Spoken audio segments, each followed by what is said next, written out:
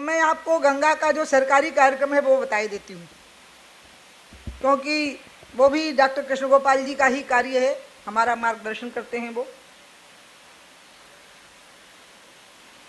गंगा का अभियान जब प्रारंभ हुआ था तो मुझे एक बात इस पूरे अभियान में कभी भूली नहीं। जब मैं भारतीय जनता पार्टी में मेरा प्रवेश हो रहा था उस दिन वहां राजनाथ सिंह जी, रामलाल जी और नितिन गडकरी बैठे हुए थे। नितिन गडकरी अध्यक्ष थे। तो मैंने कहा कि आप लोग गंगा के बारे में क्या सोचते हैं, क्योंकि मैं गंगा के अभियान में लगी हूं, तो ऐसा ना हो कि भाजपा में आ जाऊं और कुछ व्यवधान उत्पन्न हो जाए, क्योंकि राजनीतिक दायित्व में कोई ज्यादा जिम्मेवारी आ जाए। तो उन्होंने मुझे याद है राजनाथ सिंह जी ने मुझे कहा कि हम ऐसा मानते हैं कि गंगा बचेगी तो भारतवर्ष बचेगा, इसलिए हम गंगा के विषय में तुम्हारा सहयोग करने में कोई कसर रहेगी ही नहीं। गंगा के अभियान के लिए हमने चयन नहीं किया, इसलिए मैं संजय को मना कर रही थी कि परिचय मत दो, क्योंकि जो सामने बैठे हैं वो सब जानते हैं, कोई नई बात तो है नहीं कहीं से भी। और गंगा के अभियान के बिल्कुल प्रारंभिक जो दौर है उसी समय से हम लोग मिलके काम कर रहे हैं, तो मत परिचय दो। मैं मध्य प्रदेश की हूं। मध्य प्रदेश के लोगों का जो स्वाभाविक लगाव होता है वो नर्मदा जी से होता है, गंगा के प्रति श्रद्धा का भाव होता है, लेकिन आत्मीयता जो रहती है वो नर्मदा जी के लिए होती है। मेरे को टीवी पे देखा बाबा रामदेव जी ने कोई स्टेटमेंट देते हुए, उन्हें लगा कि मेरी तबीयत ठीक नहीं है, तो उन्होंने मुझे फोन किया दिसंबर 2010 और उन्होंने मुझे कहा कि तुम्हारी तबीयत ठीक नहीं लगती, कुछ दिनों के लिए यहां आओ। मैं जब आई तो बाबा ने कहा कि कोई हवन होना चाहिए औषधियों का, और उस हवन को मुझे इनहेल करना चाहिए, ऐसा उनको लगता है। तो आचार्य बालकृष्ण जी ने कहा कब करें, तो मैंने कहा दिसंबर का महीना है, जनवरी में गुप्त नवरात्रि आती है, तब कर लेते हैं 9 दिन। तो ये हुआ कि योग ग्राम में 9 दिन करेंगे। फिर आचार्य बालकृष्ण जी मुझे बोले कि चलो आज हम तुमको यहाँ के घने जंगलों में विंध्यवासिनी है उनके दर्शन कराते हैं। यहाँ एक विंध्यवासिनी देवी का मंदिर है, बहुत प्रसिद्ध है इधर के तरफ जंगलों में। तो आचार्य जी बोले कि चलो आज मैं वहाँ दर्शन कराऊंगा, और भोजन हमारे एक मित्र हैं, उनका एक स्थान है, वहाँ पर करेंगे दोपहर का। मैंने कहा ठीक है चलिए। हम जब पहुँचे भोजन के लिए, और भोजन के बाद दर्शन करने जाना था, तो वहाँ आशीष भैया खड़े हुए थे जिनसे मैं पहले से परिचित थी। दिव्य प्रेम सेवा मिशन में हम वंदे मातरम में पहुँचे वहाँ, तो मैंने कहा अरे मैं तो इनसे परिचित हूँ। फिर उन्होंने भ्रमण कराया आशीष भैया ने दिव्य प्रेम सेवा मिशन के वंदे मातरम कुंज में। वहां भ्रमण करते हुए मुझे इतना अच्छा लगा कि मैंने कहा आचार्य जी क्या योग ग्राम की जगह पर यही यज्ञ हो सकता है, जो आप कह रहे हैं वो हवन यही हो सकता है क्या? आचार्य जी ने कहा कि यज्ञशाला नहीं है लेकिन बन जाएगी, अभी गुप्त नवरात्रियां आने वाली हैं, तब तक बन जाएगी। तो इस तरह से हवन की तैयारी हो गई। मैंने गुप्त नवरात्रियों में मौन ले लिया, क्योंकि मौन रह करके हवन करने से शक्ति और बढ़ती है। और 90,000 हमने आहुतियां डाली गायत्री मंत्र का जप करते हुए। सवेरे 3 घंटे और शाम को सूर्यास्त से पहले 3 घंटे हवन होता था। उसी हवन के दरमियान में एक दिन अखबार पढ़ रही थी, तो उसमें लिखा था धारी देवी को लेकर के एक टीम विश्व हिंदू परिषद के लोगों की निशंक को मिली। मैंने जैसे ही वो पढ़ा मेरा मन टूट गया और मैं धारी देवी को लेकर चिंतित हो गई। और मैंने निशंक को फोन किया, निशंक मुख्यमंत्री थे। मैंने कहा कि निशंक जी, धारी देवी तो डूब में नहीं आ सकती, धारी देवी को बचा करके भी प्रोजेक्ट बन सकता है, आप प्रोजेक्ट बनाइए लेकिन धारी देवी को बचाते हुए बनाइए। उन्होंने कहा ठीक है हम विचार करते हैं। जब मुझे लगा कि विचार नहीं हो पा रहा है तो मैं अनशन पर बैठ गई यहीं पर, और अनशन के लिए सेवा कुंज की जगह तय की गई। और अंत में सबने, हमारे परिवार ने मुझे ये कहा कि ये निर्विवाद स्थान है और सिद्ध स्थली है, इसलिए अनशन यहीं होना चाहिए। मैंने यहाँ अनशन किया और अंत में मेरी बात मानी गई। निशंक जी आए, जयराम रमेश का फोन आया, मनमोहन सिंह जी का मैसेज आया, और सबने मुझे कहा कि मुझे कहा गया सेक्शन 5 लगा दी जाएगी वहाँ पर, निशंक जी ने कहा कि सरकार आश्वासन देती है क्योंकि सरकार का प्रोजेक्ट है कि हम इसको रिव्यू करेंगे, और इस तरह से मेरा अनशन टूटा। बाद में वो लोग कोर्ट में गए और कोर्ट से स्टे ले आए और सेक्शन 5 को उन्होंने हटवा दिया, और इस तरह से गंगा का कार्यक्रम प्रारंभ हुआ। इसके बाद उसकी अगली कड़ी आई जिसको मैं कभी भूल नहीं सकती। मैं एक बहुत विशिष्ट व्यक्ति के सामने बैठी थी, वहां बात आई कि गंगा का कार्य आगे बढ़ना चाहिए, तो आगे बढ़ने के लिए तुम मधु भाई कुलकर्णी को जाकर के मिलो। तो मैं लखनऊ में मधु भाई कुलकर्णी जी को मिलने के लिए आई। मधु भाई कुलकर्णी पहले से ही विश्व हिंदू परिषद में जो गंगा रक्षा सेल बना हुआ था उसको देख रहे थे, और इस तरह से गंगा के कार्यक्रम में संलग्नता शुरू हो गई, और फिर एक व्यापक रूप इसका बनता गया। इसी बीच में मैं भारतीय जनता पार्टी में आ गई, तो और व्यापक रूप हो गया। फिर गंगा की यात्रा हुई। पहले मैं गंगोत्री से गंगा सागर तक गई, और फिर गंगा सागर से गंगोत्री तक आई। एक बार इधर से गई, एक बार उधर से आई, और जितने लोग गंगा के आंदोलन से जुड़े हुए थे मैं सबको मिली। सुंदरलाल बहुगुणा, चंडी प्रसाद भट्ट, GD अग्रवाल, स्वामी शिवानंद, और जो साइंटिस्ट थे, जो तकनीकी और विज्ञान के जानकार थे, स्वामी असीमानंद, जिनने देह ही त्याग दी गंगा के लिए, मैं सबको मिली।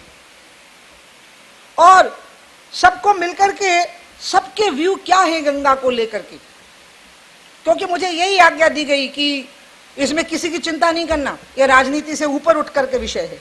इसलिए उनसे भी मिलना है जो राजनीतिक तौर पर भारतीय जनता पार्टी के आलोचक हैं, उनसे भी गंगा को लेकर के मिलना है।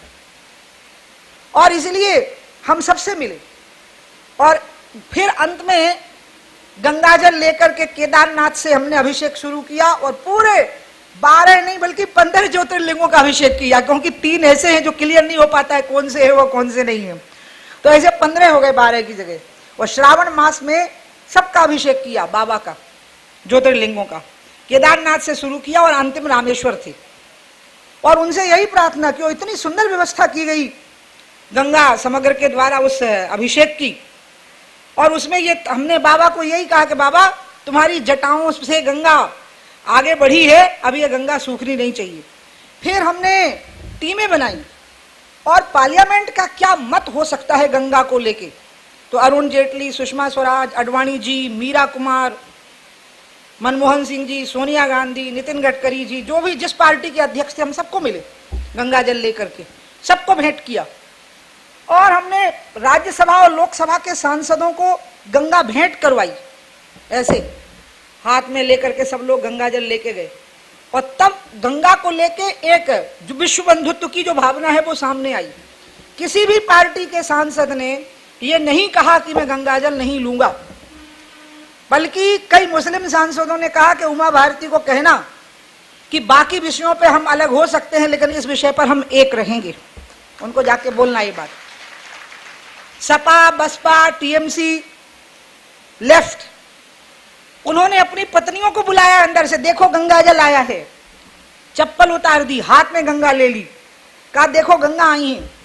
अपने घर में कहा कि बताओ आप क्या चाहते हो, तो कहा कि हमारा कहना यह है कि गंगा पर पार्लियामेंट में विधेयक आना चाहिए, और वो विधेयक निर्विरोध पारित होना चाहिए।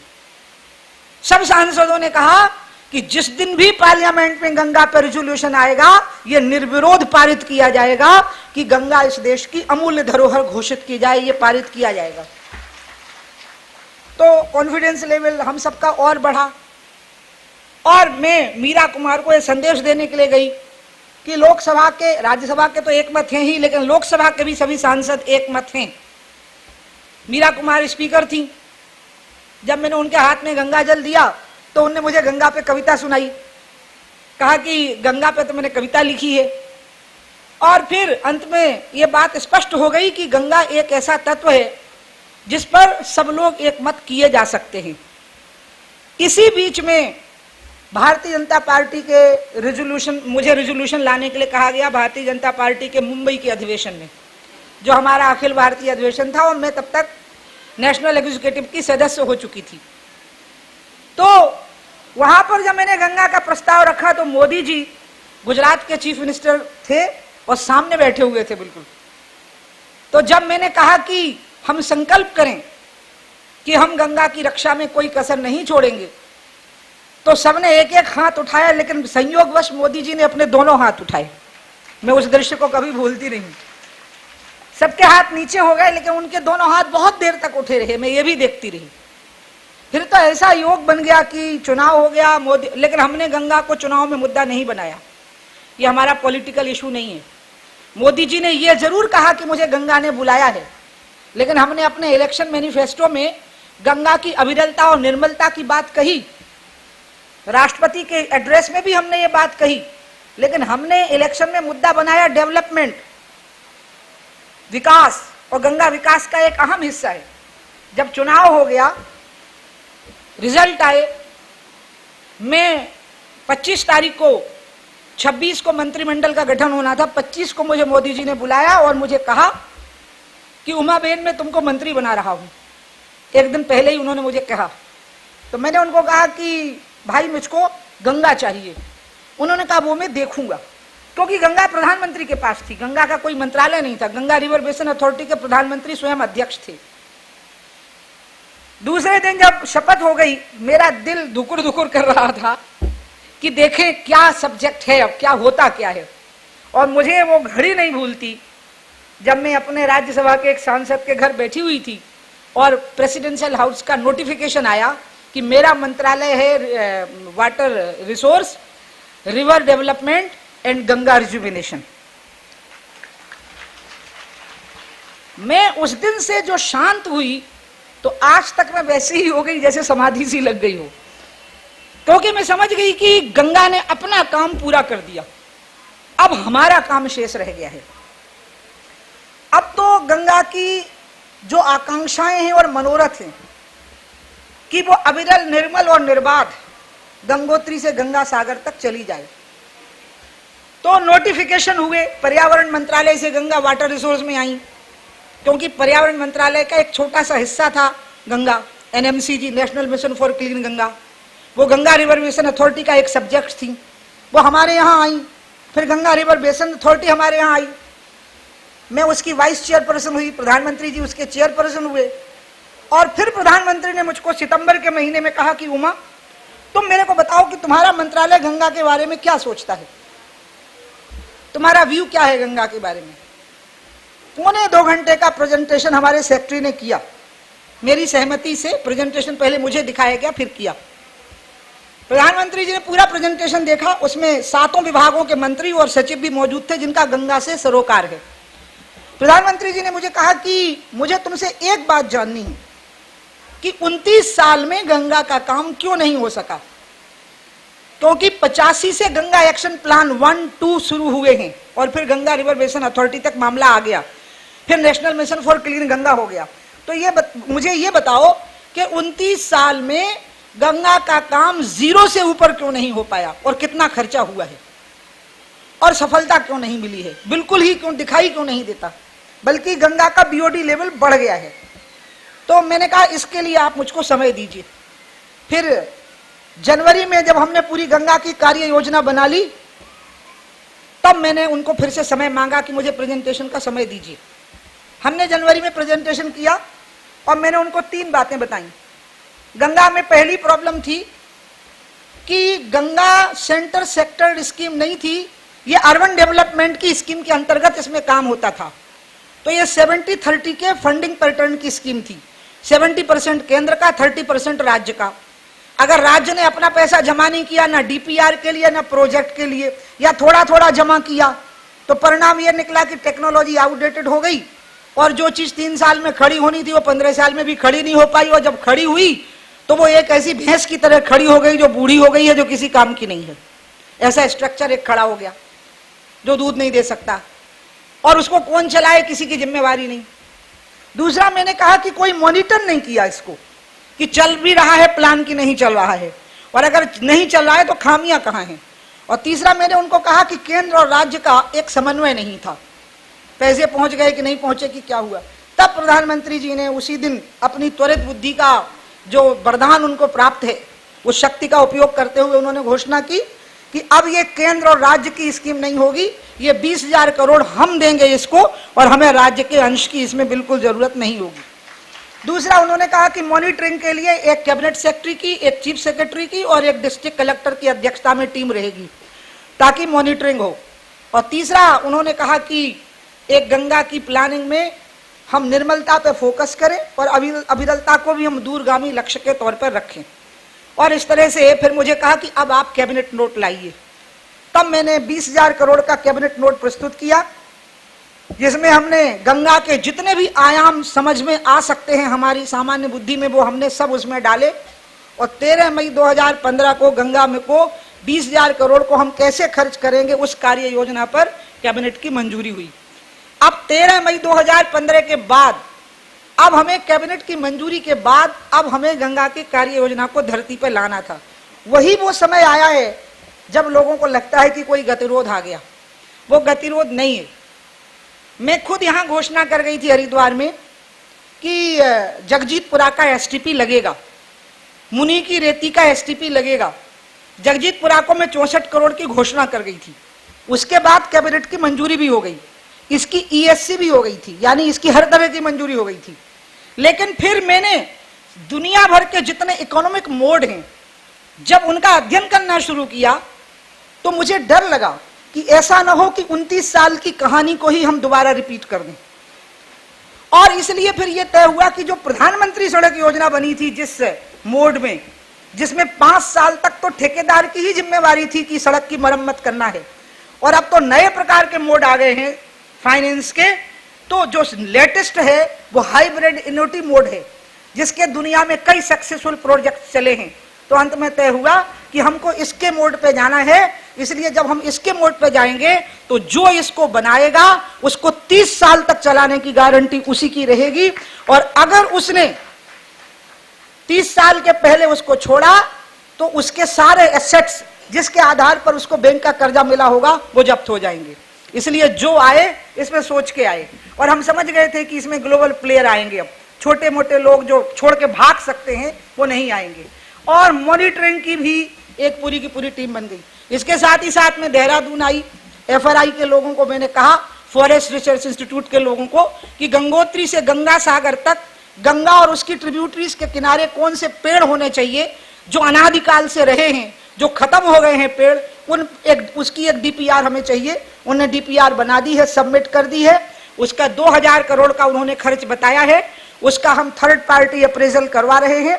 आईआईटी कंसोर्टियम की जो 7 आईआईटीज की जो कमेटी बनी हुई है वो उसका अप्रेजल करेगी, और मुझे लगता है कि गंगा को इस बरसात के बाद तुरंत बाद हरियाली चुनरी पहनाने की तैयारी शुरू हो जाएगी, जो अपने आप में एक अनोखा कार्यक्रम होगा और जिसमें कि हम पब्लिक पार्टिसिपेशन भी करेंगे।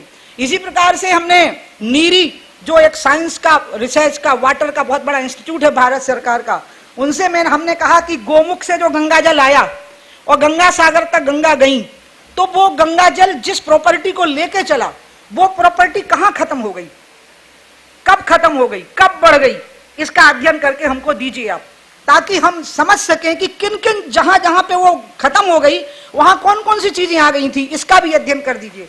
उन्होंने कहा कि इसमें हमको 1.5 साल लगेंगे क्योंकि 3 मौसम देखने पड़ेंगे, सर्दी, गर्मी और बरसात।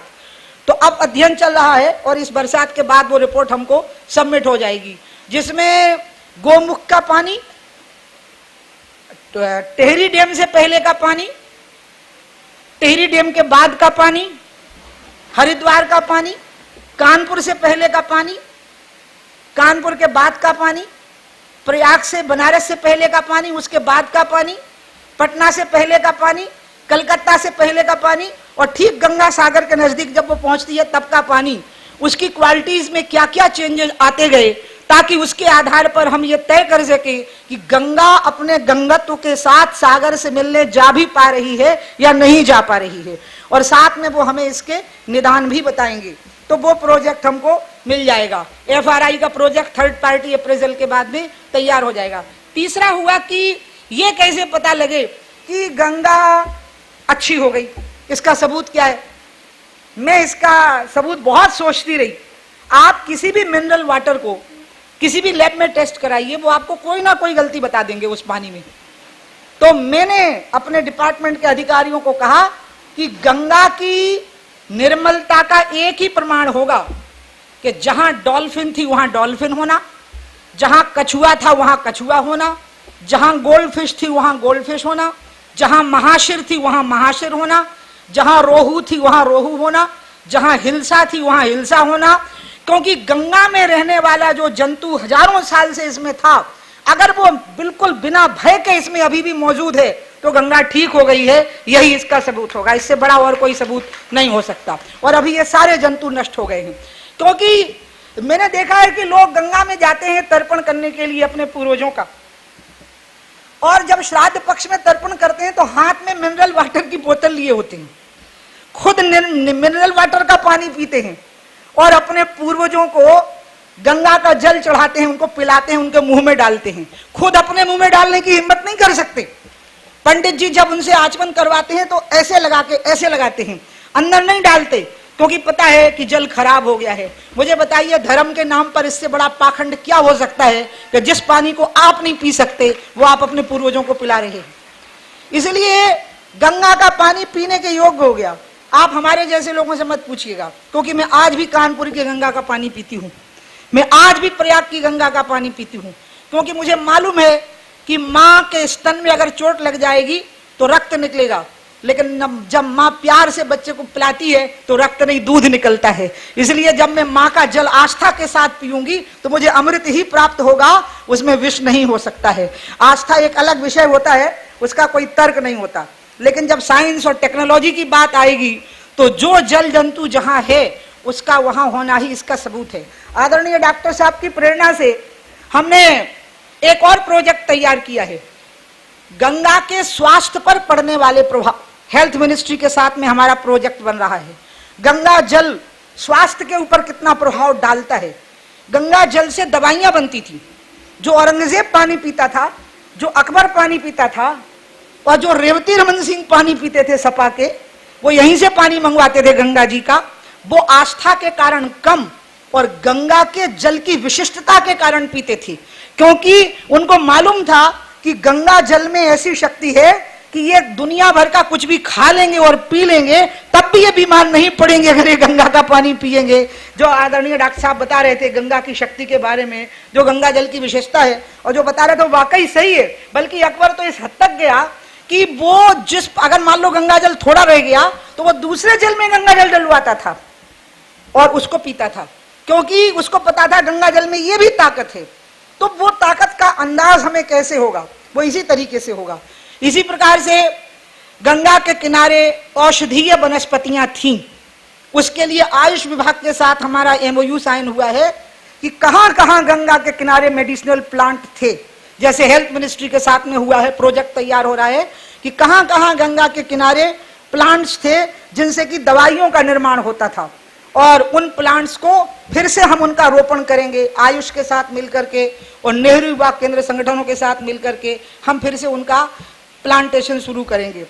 और जो गांव हैं, करीब 1632 ग्राम पंचायतें हैं जिनमें 6000 गांव हैं, उन गांवों को हमने लिया है, जिसमें हमने तय किया है कि गांव की गंदगी को दूर करने के लिए हमने यूएनडीपी को प्रोजेक्ट दिए हैं, और कुछ हम सींचेबाल मॉडल पे हम ले जाएंगे। रूरल डेवलपमेंट को हमने 1600 करोड़ रुपया उसके लिए हमने दिया है, लेकिन जैसा हम प्लान बनाएंगे रूरल डेवलपमेंट उसको वैसे ही गांव पे इम्प्लीमेंट करेगा मॉडल, ये हमने तय किया है। और मॉडल का प्रकार ये होगा कि गांव में जो गंदा जल गंगा में जा रहा है उसको ट्रीट करके अगर गांव में बगीचे या खेती में लगाया जा सकता है तो वो करेंगे। उसके प्लास्टिक व दूसरी चीजें सॉलिड वेस्ट जो कि साथ में जिसमें केमिकल मिला हुआ है उसकी खाद बनाएंगे। उसके लिए श्रॉफ फाउंडेशन से हमारा एग्रीमेंट हुआ है। और अगर हमें हर हालत में किसी भी तरीके से जो सीवेज वाटर है जिसमें से सॉलिड वेस्ट का केमिकल वाला हमने कंपोनेंट अलग कर लिया, तो फिर जो पानी है अगर किसी भी तरह से वो खेती या बगीचे के काम नहीं आ सका तो फिर उस पानी को हम उसी बीओडी लेवल पे लाएंगे जो कि गंगा का है, और नीरी के जो मॉडल है उस पे हम तैयार करके उसको गंगा जी में छोड़ेंगे। लेकिन पहले इसको सुनिश्चित करेंगे कि गंगा का और उसका बीओडी लेवल एक होना चाहिए। और इस प्रकार से गांवों की स्वच्छता का अभियान होगा और जहां जहां जरूरत पड़ेगी वहां सीवेज ट्रीटमेंट प्लांट लगाएंगे, जहां जहां जरूरत पड़ेगी वहां एफ्लुएंट ट्रीटमेंट प्लांट लगाएंगे, जिसमें कानपुर बहुत महत्वपूर्ण है, जिसमें मथुरा वृंदावन बहुत महत्वपूर्ण है, जिसमें बनारस महत्वपूर्ण है, वहां कपड़े की इंडस्ट्री है, और रामगंगा और काली जिसमें कि शुगर केन, पल्प और पेपर की इंडस्ट्रीज हैं, और साथ में यमुना पूरी की पूरी हमने ली हुई है, सरयू और गोमती भी हमने पूरी की पूरी ली हुई हैं। लेकिन पहले हमने तय किया है कि गांव का और शहर का मॉडल मिलाकर के एक बार हम गंगा पे लगा देंगे तो उसको रिपीट करने में फिर हमें किसी दूसरी नदी पर दिक्कत नहीं आएगी। और इसलिए पहले एक बार हम कुछ मॉडल स्ट्रेच बना लें, जिसमें कि हमने 14 मॉडल स्ट्रेच बनाए हैं। और इसलिए इनोटी मोड पे, और वो भी हाइब्रिड इनोटी पे जाने का जब हमारा फैसला हुआ तो जगजीतपुरा का एसटीपी रुक गया। अब जगजीतपुरा का एसटीपी बनेगा, पहले से ज्यादा तेजी से बनेगा, क्योंकि 100% सेक्टरेट पैसे से बनेगा, और 30 साल से पहले कभी बिगड़ेगा नहीं, और अगर बिगड़ेगा तो वो जेल जाएगा जिसने उसको बनाया होगा। इतने कठिन हम उसके अंदर नियम डालने वाले हैं। और इस तरह से हमने गंगा की जो तैयारी की है, एक तरफ टेक्नोलॉजी की, और पूरी दुनिया के कंसल्टेंट को हमने पूछा है। रायन नदी पे जिनने काम किया उनको, थेम्स नदी पे जिनने काम किया है उनको, मेरी डार्लिंग रिवर जो ऑस्ट्रेलिया की है जिनने रिवर बेसिन मैनेजमेंट किया है उनको, हमने सबसे काम किया। लेकिन मैंने एक ही बात में मैं अंत में कहूंगी, जहां जन भागीदारी की जरूरत पड़ेगी। मैंने अपने अधिकारियों को एक बात समझाई थी, मैंने उनको कहा कि एक बात का ध्यान रखना, इसको कभी भूलना नहीं, और वो बात यह है कि रायन एक बार साफ हो गई सो हो गई, थेम्स एक बार साफ हो गई सो हो गई, मेरी डार्लिंग का रिवर बेसिन एक बार बन गया सो बन गया, लेकिन गंगा में एक दिन में 20 लाख लोगों के नहाने का एवरेज है, और जो एक वर्ष में 60 करोड़ हो जाता है। तो अब आप याद करिए ना, अमावस्या, पूर्णिमा, सोमवार, त्रयोदशी, शिवरात्रि, मास की शिवरात्रि, फिर कुंभ, फिर अर्ध कुंभ, फिर मकर संक्रांतियां, कल्पवास, आप सारे याद करिए गंगोत्री से गंगा सागर तक के 60 करोड़ का एवरेज आया पूरे एक साल का। इसलिए मैंने कहा कि अगर किसी को यह घमंड है कि कोई सरकार या कोई अधिकारियों का समूह मिलकर गंगा को निर्मल रख पाएगा, तो इस घमंड को दूर कर दो। जब तक ये 60 करोड़ लोग जो नहा रहे हैं ये तय कर लेंगे कि हमें गंगा साफ रखनी है, तभी गंगा निर्मल हो पाएगी। हम एक बार निर्मलता का स्ट्रक्चर और निर्मलता की प्लानिंग तैयार कर देंगे। हमने क्रेमेटोरिया तय किए, हमने एंट्री लेवल घाट क्लीनिंग, सरफेस क्लीनिंग शुरू ही होने वाली है। कुछ चीजें तो अब जो मैंने कहा था कि निर्मलता का फेज 1 हम अक्टूबर में दिखा देंगे, तो निर्मलता का फेज 1 2000, जो मेरे चरण जो मैंने बोले हैं वो प्रधानमंत्री जी से विचार विमर्श करके बोले हैं, वो फाइनेंस मिनिस्टर से विचार विमर्श करके बोले हैं, वो 7 मंत्रालयों से विचार विमर्श करके बोले हैं, वो मार्केट कॉन्फ्रेंसिंग करके बोले हैं। जो चरण मैंने बोले हैं कि 2016 अक्टूबर में हम निर्मलता का फेज 1 दिखाएंगे, और 2018 में हम कोशिश कर रहे हैं कि निर्मलता का फेज 2 हम दिखा सकें, जिसमें कि बड़े स्ट्रक्चर खड़े हो जाएं। और जो अविरलता की गंगा रिजुविनेशन की जो बात है, उसके लिए हमें समय लगना ही है, क्योंकि गंगा और यमुना की नहरों से अगर पानी बचाना है तो गंगा और यमुना की नहरों के किनारे पर हमें इजराइल की मॉडर्नाइज्ड टेक्नोलॉजी के इरिगेशन के लिए किसानों को पहले तैयार करना होगा, फिर उसके लिए हमें उन्हें सब्सिडी देनी होगी, जिसके लिए मैं तैयारी कर रही हूं कि हमारा कैबिनेट का नोट आ जाए, और फिर हम लगभग 70% पानी बचा सकते हैं गंगा और यमुना की नहरों से। बचे हुए पानी के लिए हमें उत्तर प्रदेश, हरियाणा, दिल्ली और यहाँ की सरकारों को तैयार करना होगा कि वो और खेती में न लगाएं, बल्कि उस पानी को यमुना में छोड़ दें, फिर और गंगा में छोड़ दें। और इसके लिए हमें उनसे नेगोशिएशन करने पड़ेंगे कि ठीक है, बचे हुए पानी को आधा ले लो, लेकिन आधा तो कम से कम आप छोड़ दो नदी के अंदर। तो मुझे यकीन है कि एक बार गंगा रिजुविनेशन का कैबिनेट नोट हमारा तैयार हो गया, और उसके बाद अगर हमने नहरों पर नई टेक्नोलॉजी इंट्रोड्यूस कर दी, तो हो सकता है कि गंगा में और नद्य तालों का जो कॉन्सेप्ट है, जो प्रतापगढ़ में कुंडा में एक कॉन्सेप्ट है जिसमें मानसून के पानी को रोकते हैं और नॉन मानसून पीरियड में उसको गंगा में छोड़ देते हैं, ऐसे कॉन्सेप्ट की भी हम तैयारी कर रहे हैं। तो हो सकता है कि 7 साल के बाद गंगा में पानी की भी कमी ना रहे, हम ऐसी स्थितियां करें, और हम दूसरी नदियों जो गंगा का अपना ही पानी रहता था वही गंगा में बना रहे, और गंगा निर्मल के साथ अविरल भी हो। और जो पावर प्रोजेक्ट बन रहे हैं ऊपर उत्तराखंड में, हमने किसी का विरोध नहीं किया, बस हमने एक ही बात कही, हमने और पर्यावरण मंत्रालय ने, कि 1000 क्यूसेक से कम पानी नहीं छूटना चाहिए निर्बाध। जो महामना मालवीय का एग्रीमेंट है उसका पालन करना ही पड़ेगा। और उसका पालन अगर करना है 1916 का जो एग्रीमेंट है, तो कोई भी पावर प्रोजेक्ट ई फ्लो के बिना, इकोलॉजिकल फ्लो के बिना उसकी मंजूरी नहीं होगी। और इकोलॉजिकल फ्लो का मतलब है कि आपको ऊपर की जो नदियां हैं हिमालय की, उसमें आपको नॉट लेस देन 1000 क्यूसेक पानी 24 घंटे 12 महीने छोड़ना पड़ेगा। अगर ये प्रोजेक्ट की डिजाइन में है तो मंजूरी मिलेगी, अन्यथा मंजूरी नहीं मिलेगी। और अगर इसके साथ आप बनाते हैं तो आप बना लीजिए, लेकिन गंगा को क्षति नहीं पहुंचाई जा सकती है। और ये इकोलॉजिकल फ्लो का नॉर्म रिवर सीजन और साइट स्पेसिफिक बना करके हम पूरे हिंदुस्तान की नदियों पर मैं लागू करूंगी, ये मैंने तय किया है। क्योंकि नदियां बचानी है, बांध 100 साल के लिए होती हैं, नदियां अनादिकाल से अनंत काल के लिए होती हैं। इसलिए डेवलपमेंट ऐसा नहीं करना है जिसमें कि हम अपने पुरानी जो विरासत है, जो सांस्कृतिक विरासत ही नहीं है बल्कि जो हमारी आर्थिक विरासत है, उसको हम नष्ट कर दें। ऐसा डेवलपमेंट हमें नहीं करना।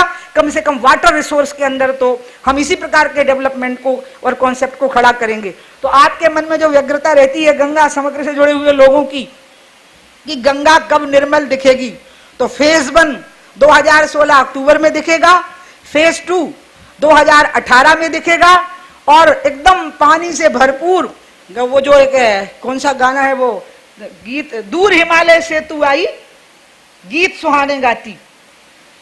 अभी संजय ने एक गाना बताया था ना, गंगा में इतना पानी रहे कि मेरे सजना तेरी जिंदगानी रहे। मतलब उस स्त्री की कामना देखिए, वो पति को अमर देखना चाहती है, तो वो गंगा से कल तुलना कर रही है उसकी। सही कह रहा था संजय, वो गंगा से तुलना कर रही है क्योंकि वो चाहती है कि मेरे मरने के बाद में भी मेरा पति रहे, और इसलिए वो अमर रहे मेरा पति। और वो कह रही है कि तेरी जिंदगी उतनी होनी चाहिए जितनी की गंगा की धारा है। कौशल्या माता ने सीता को आशीर्वाद यही दिया, अचल रहे आई बात तुम्हारा जब लग गंग जमन जलधारा। इसलिए आज मैंने विजय कौशल जी महाराज को कहा कि अगर राम का नाम रखना है तो गंगा की धारा साथ रखनी पड़ेगी, क्योंकि कौशल्या ने यही आशीर्वाद दिया है सीता को कि तुम्हारा सौभाग्य तब तक अखंड रहेगा जब तक गंगा की धारा रहेगी। यानी कि राम के सातत्य को बनाए रखने के लिए गंगा का सातत्य बनाए रखना बहुत जरूरी है। तो मैं, एक समय आने वाला है अक्टूबर से पहले जब माननीय प्रधानमंत्री जी पूरी गंगा प्लानिंग की लॉन्चिंग करेंगे। अब जल्दबाजी के लिए मत बोलिएगा, अभी करो तुरंत करो, होता है कि नहीं, बोलो करती हो कि नहीं, ऐसे मत करना आप। क्योंकि अगर ऐसे करोगे तो मैंने तो कह ही दिया था कि फिर मैंने भाई साहब को कहा था, कृष्ण गोपाल जी को, कि भाई साहब फिर तो मैं हिमालय जाती हूँ, पैदल चलूंगी गंगा के किनारे। क्योंकि एक्टिविस्ट तो कुछ भी कर सकता है, लेकिन अगर सरकार की व्यवस्था में रखना है मुझे, तो फिर तो सब लोगों को थोड़ा सा धैर्य मेरे साथ में रखना पड़ेगा। क्योंकि गंगा का काम, फिर भाई साहब ने मुझे कहा कि तुम्हारे बिना भी गंगा का काम हो जाएगा, ये ध्यान रखना, लेकिन तुम रहोगी तो थोड़ा जल्दी हो जाएगा क्योंकि तुमने जानकारी कर ली है। उन्होंने कहा व्यक्ति से गंगा नहीं जुड़ी है, गंगा स्वयं अपनी व्यवस्था पूरी करेगी, हाँ तुम रहोगी तो थोड़ा जल्दी होगा। और ऐसा कह करके उन्होंने मेरे अहंकार को चूर भी कर दिया और साथ में मुझे धैर्य का आश्वासन भी दिया कि धैर्य रखो। और मैं आपको बताती हूँ अधैर्य का दुष्परिणाम क्या होता है। मेरे पास में एक ऐसी चीज थी जो मैं खट कर सकती थी, वो मैंने कर दी। अब वो बेचारे बैठे हुए हैं। हमने आर्मी की 4 बटालियन एंगेज कर ली, क्योंकि मनोहर पारीकर और हमारी दोनों की आदत है जल्दी काम करने की। तो मैंने कहा 1 बटालियन तो तुरंत भेज दो। अब वो 1000 जवान और 4-5 कर्नल बैठे हुए हैं, क्योंकि अभी हमारा काम शुरू नहीं हुआ है, तो वो निगरानी किसकी करें। तो मैंने कहा ठीक है, तुम गंगा में स्नान करो और पेड़ लगाते रहो, जब काम शुरू होगा तो निगरानी शुरू कर देना। तो इसलिए गंगा पॉलिटिकल इशू नहीं है, गंगा तो राष्ट्र की आत्मा का विषय है। और गंगा को अविरल और निर्मल होने से, जैसा कि भाई साहब ने कहा, जो कृष्ण ने अर्जुन को कहा था वो डॉक्टर कृष्ण गोपाल जी ने मुझे कहा। कृष्ण ने अर्जुन को कहा था कि तू तो निमित्त है, ये तो दुष्टों की पराजय होनी ही है और धर्म की विजय होनी ही है, तू तो खाली निमित्त है। इसलिए मुझे भी यही लगता है कि मैं तो खाली निमित्त हूं, गंगा का कार्य तो होना ही है। और इसलिए मैंने आज विजय कौशल जी से यही आशीर्वाद मांगा है। महान तपस्वी हैं वो, मैं उनको बहुत मानती हूं। मैंने उनको कहा भाई साहब मुझे ऐसा आशीर्वाद दीजिए कि मेरे मरने के पहले मुझे यह संतोष रहे कि मैंने गंगा का कार्य संपन्न कर दिया। बस इतना मुझे संतोष चाहिए, यही मेरा अवार्ड होगा। ना मेरी पद की आकांक्षा बची है, ना किसी प्रतिष्ठा की। ये जो स्थान है, मैं इस स्थान को बहुत सिद्ध मानती हूँ। इसलिए मैं एक बार फिर से डॉक्टर कृष्ण गोपाल जी को, जो बहुत बड़े पर्यावरणविद हैं बहुत बड़े साइंस और तकनीकी के, नदियों की, रिवर साइंस के जानकार हैं। विजय कौशल जी स्वयं बहुत बड़े संत हैं, बड़ी भारी तपस्या की है। हमारे भाई साहब महामहिम गवर्नर साहब कोविद जी स्वयं बड़े बड़े गहरे और गूढ़ व्यक्ति हैं। और मेरे सामने भी जो लोग बैठे हैं, आप सब बड़े असाधारण लोग हो। आज मैं आप लोगों से दोनों हाथ उठवाऊंगी और ये आशीर्वाद मांगूंगी कि मेरे जैसे अयोग्य व्यक्ति को प्रधानमंत्री नरेंद्र मोदी ने ऐसा गहरा और गूढ़ कार्य सौंपा है, जिसके इतने डायनेमिक्स हैं, जिसमें इतनी विविधताएं हैं समस्याओं की, जिसमें समाधानों के इतने प्रकार ढूंढने हैं, वैज्ञानिक, आर्थिक, व्यवहारिक, सामाजिक, धार्मिक, सांस्कृतिक, हर चीज का ध्यान रखते हुए जिसमें चलना है। 10 इंद्रियों को जागृत करके चलना है और लोगों का धैर्य भी बनाए रखना है। साधु संतों का सम्मान, पुरोहितों की आस्था को, लोगों की आस्था को बनाए रखना है।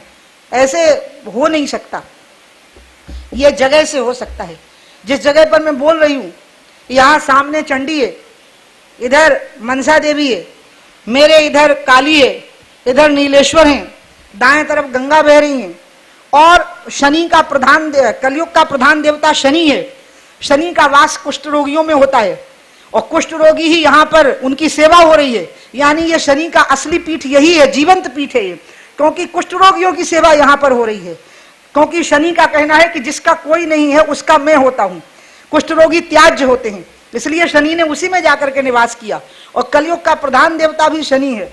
और आशीष ने यहीं पर कुष्ठ रोगियों की, आशीष भैया ने यहीं पर कुष्ठ रोगियों की सेवा शुरू करी। इसलिए दिव्य प्रेम सेवा मिशन वाकई दिव्य भूमि पर है। और इसलिए मैं आज आप लोगों से दोनों हाथ उठवाऊंगी और दिल से हाथ उठवाऊंगी। मेरी कोई इच्छा नहीं बची, कोई आकांक्षा नहीं बची। मैं मंत्री रह ली, मुख्यमंत्री रह ली, महासचिव रह ली, उपाध्यक्ष रह ली, मैं सब होली हूँ। गंगा का काम पता नहीं मुझे कैसे मिल गया है, मुझे नहीं मालूम क्या बात थी।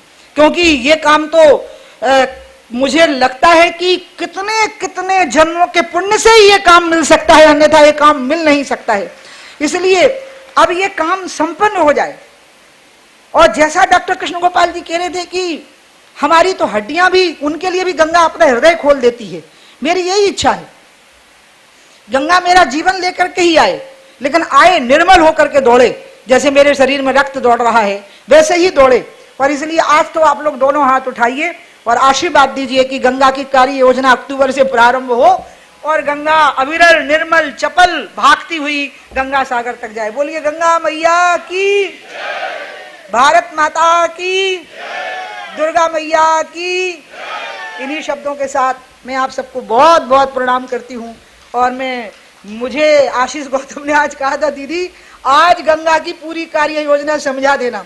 अब कोई चीज छूट गई होगी तो मुझे माफ करना, क्योंकि इसमें इतनी वैरायटी है गंगा में। मैंने कोशिश की है कि यथासंभव मैं सारी बातों से आपको अवगत करा सकूं, क्योंकि ये जगह भाषण देने की नहीं थी, हमारे गंगा अभियान से जुड़े हुए सभी लोगों को सारी स्थितियों से अवगत कराने की थी। इन्हीं शब्दों के साथ मैं अपनी बात समाप्त करती हूँ।